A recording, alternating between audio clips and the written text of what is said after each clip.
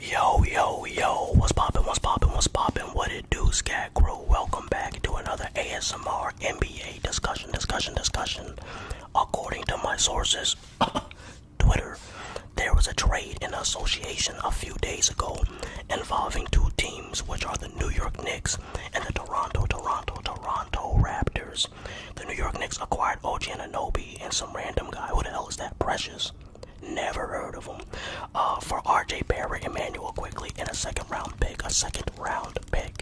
Now, before we get into my thoughts on the trade, make sure you comment and like the video and check the description because we're going to be talking about different topics throughout the video. Now, this video isn't going to be so structured. I'm kind of just throwing this together because we have a bunch of videos to do and I've been doing a bunch of different things. So yeah, make sure you check the description. Alright, so this is ESPN's reaction or grading system based on the trade. At least I think this is ESPN's reaction. You can't really trust the internet. But yeah, they gave the New York Knicks an A-. I would personally give the New York Knicks a B or a B+. Now, whether you think it's higher or not, it depends on what do you think OG Anunoby's scoring upside is. In my opinion, I don't ever think he's going to reach like a 25+ per game scorer. I don't ever think he's going to be like in a De'Aaron Fox, Jason Tatum, Shea Gilgeous-Alexander.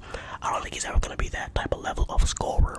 But what he does bring you is he's going to be the best elite perimeter defender on your team.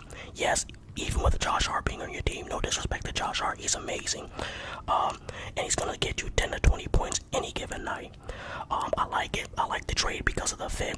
They already had two ball-dominant players in Julius Randle, and Jalen Brunson, who can get 30 any given night. So I do like the trade based on fit. They gave up a little bit of scoring, well, quite a bit of scoring for more defense and versatility, so I get it. I just think they gave up a little bit too much, so that's why I'm giving it a B+. Now the Toronto Raptors, who the hell at ESPN gave it a C? They fired them immediately. They don't know basketball. Whose dumbass said this stuff? RJ Barrett. Okay, let's start with Immanuel Quickley, actually. I think OG Anunoby is the best player out of the three currently, but I think Immanuel Quickley has the highest scoring ceiling. I think Immanuel Quickley, out of all three players, is the only one that has a chance of being a 25 per game scorer a night. And it's crazy because his first or second game with the Raptors, he scored 25. But yeah, I think Immanuel Quickley has the highest scoring ceiling out of all three. RJ Barrett is going to get you 15 to 20 points per game. He's improving his consistency and his efficiency, limiting his turnovers and mistakes. But I think Quickley is the steal of this draft. Not draft, but of this trade. So I'm going to give the Raptors an A-. Now, another reason why I'm going to give them an A- is also because of fit. They already had elite wing defenders who were 6'7", 6'9", tall elite players who didn't really can shoot and get dribble penetration. They needed some scorers who can score off the dribble and make perimeter shots off the dribble, which is exactly what Immanuel Quickley and what RJ Barrett provides for the Toronto Raptors. Because think about it, they had Pascal Siakam, they had OG Anunoby, Scotty Barnes. All of these players are great, well-rounded, all-around players, but they all do the same thing. They needed somebody who could put the ball on the floor and get a bucket, especially since they didn't have Fred VanVleet. There's no Fred VanVleet anymore because he's in Houston, and there's no more, Kyle Lowry because he's with Miami. And anyway, Kyle's old ass. What is he, like 35 now? Yeah. So they needed an upgrade at that position in terms of being a scorer or a threat on the perimeter with their ball in their hands. So now, this is going to make the Raptors so much harder to guard because you could have Scotty Barnes playing the point forward role or Pascal Siakam. I don't really watch the Raptors enough to know who really runs the point forward between the two. So yeah, one of them could be the point forward. Well, Immanuel Quickley is just not lurking, but like running around, coming off screens, being unpredictable, cutting.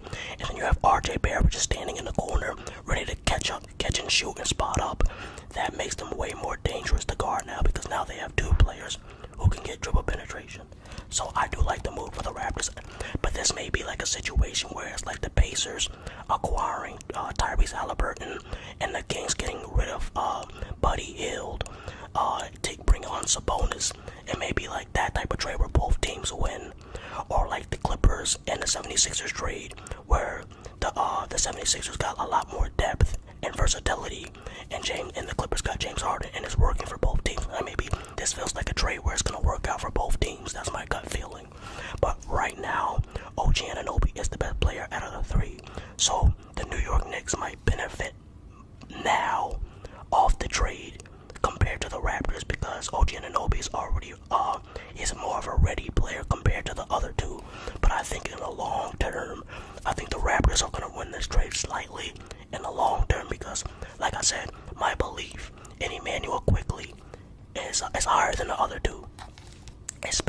more so Barrett. Alright.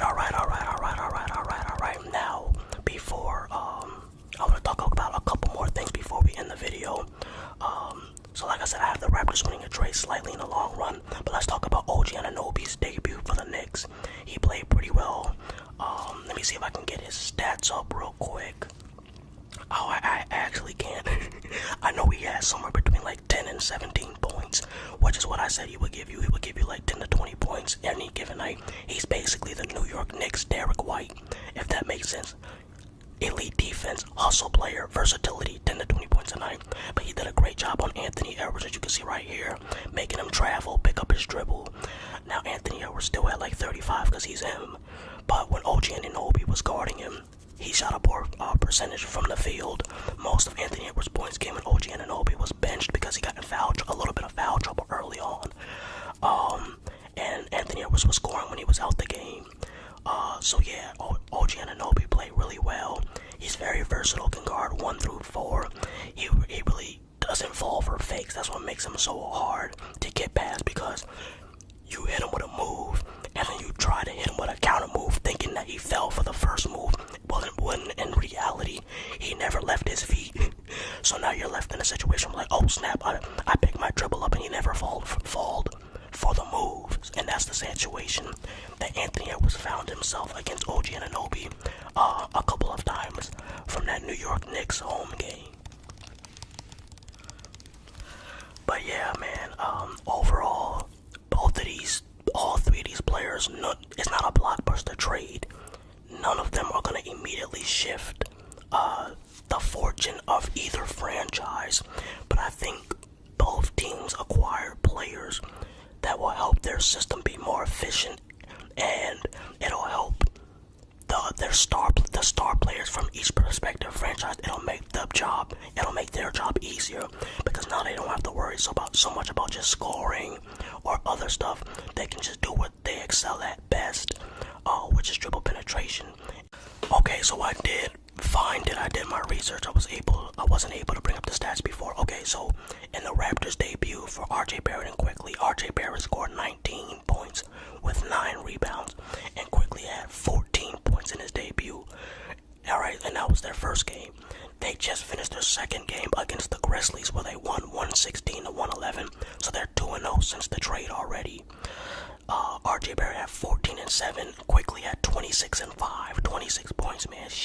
I'm telling you, bro. He has the highest ceiling out of all the people involved in this trade. I mean, who did you think was gonna be? Who did you think had the highest ceiling in scoring? Precious. Boy, get your law. But yeah, so it's gonna be really interesting, because the Raptors are only 5 games out of the 8th seed, and the 8th seed is the New York Knicks, like I said. So if one of these teams start to fall off, their respective franchises' fans are gonna blame the trade for the reason for the downfall of the team. So it's gonna be really interesting to see how this plays out for the rest of the year, man. Like I said, I think this is gonna be a situation where both teams benefit from it, man. But we never really know, man. So thank you guys so much for watching. I hope you guys enjoyed. I know I'm late with this trade.